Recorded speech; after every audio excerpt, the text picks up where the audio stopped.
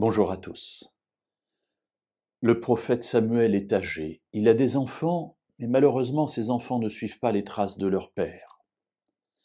Et alors qu'Israël est dans une période charnière de son histoire, voilà que le prophète est vieux et va bientôt mourir. Alors Israël envoie une délégation vers le vieil homme pour lui demander quelque chose. Nous lisons cela dans le premier livre de Samuel au chapitre 8 et au verset 5.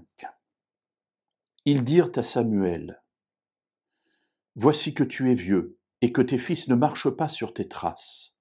Maintenant, établis sur nous pour nous juger un roi comme en ont toutes les nations. »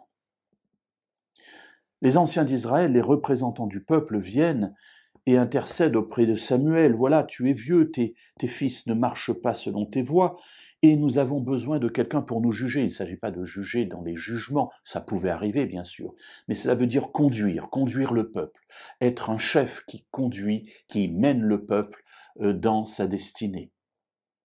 Et il nous faut quelqu'un, puisque tes enfants ne prendront pas ta suite.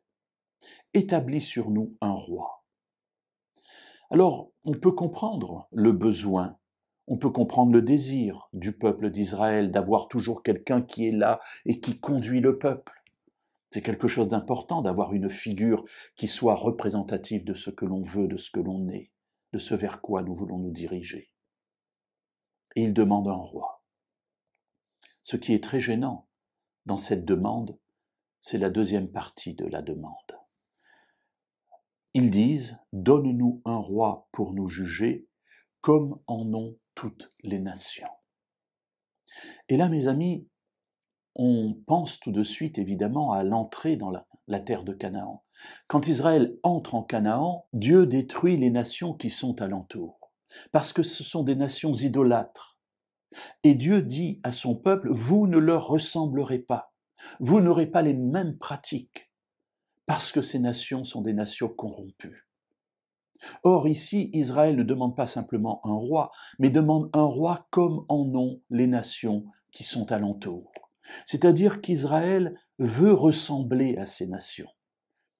Et c'est le début de l'idolâtrie. Mes amis, Dieu avait un appel extraordinaire pour Israël, de même qu'il a un appel extraordinaire pour nous. Nous sommes dans le monde, mais nous ne sommes pas du monde.